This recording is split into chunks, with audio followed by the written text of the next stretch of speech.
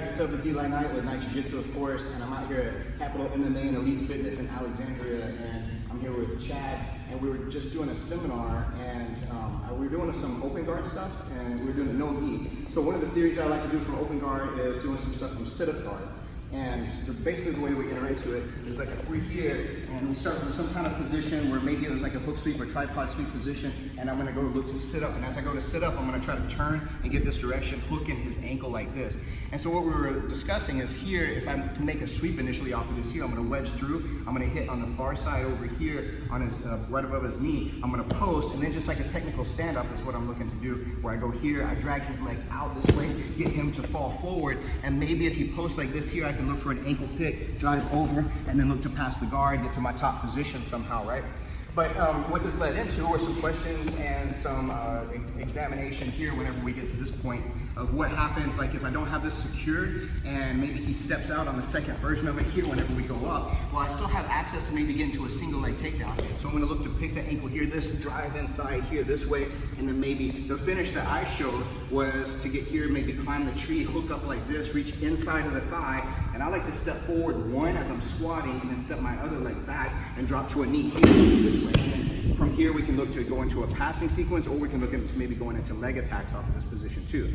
So what that made me think about though is because like Chad's a much better wrestler than I am. So like he knows more about single legs, double legs, entries, takedowns, everything like that. So I was asking his opinion about it. He showed me something really cool. And then we started this whole conversation about single leg takedowns. So I want him, if you'd be so kind, to show some single leg takedown, maybe entries and finishes. Yeah, so usually when let's switch sides if you don't mind. So usually when I start off, like my attack is coming in off my setup, my hand fighting. So I like to proceed inside, jam the shoulder, secure the wrist before he's able to get to my shoulder, and now I can dictate where we're going next.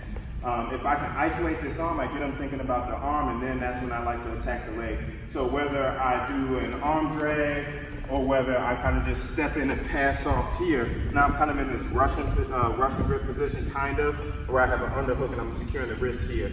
From here, he's usually going to be fighting to get his arm back. They don't like that, so then I do him a favor and I give him his arm back. So I feed him his arm, and then I switch off to the leg.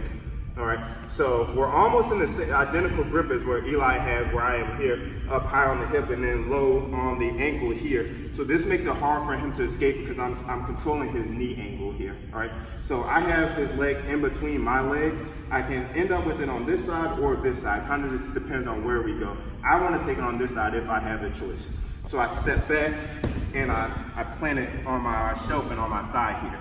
From here, I keep it from sliding off with my hand here, and I still have my underhook. Now, the only difference between where Eli is going and where I'm going is that I want to get his leg on my shoulder versus the armpit. So I'm going to hike it up with my knee and then get underneath of it. And now when I stand up, a lot of times people are inflexible. They might just fall down on their own, but if they have a bit of balance, then it's an easy, this ankle pick that just trip it out from underneath of them. So that's a nice way to go. Also, sometimes we end up here and he has a little bit of defense, so he swings his leg out right here. So this can be a little bit of a problem for me if I don't have an answer for it. So my answer, I'm just gonna kind of secure his leg there just by flexing my bicep a bit. My right hand is gonna shoot up towards his shoulder. I might accidentally get his neck if I don't like him, but I like Eli. So I'm gonna put it here, and as I come up, I'm gonna step my right leg behind his leg. Good thing about this one is, if we're nice and dry, at the end of it, I'm here on the ankle lock here, or I can just get rid of that leg and go for the pass. Yeah. Awesome. Yeah. So I like that sequence because like he has an option like between the legs. He has an option to the outside where it's optimal for him, and then there's also the one where if I'm trying to defend a little bit and get my leg to the outside, the way that he was shelving the leg and making that finish at the end was really gold. So I appreciate it, man. Yeah, man. So Capital MMA and Elite Fitness out here, and keep watching Knight Jiu-Jitsu, guys. Thank you. See you next time.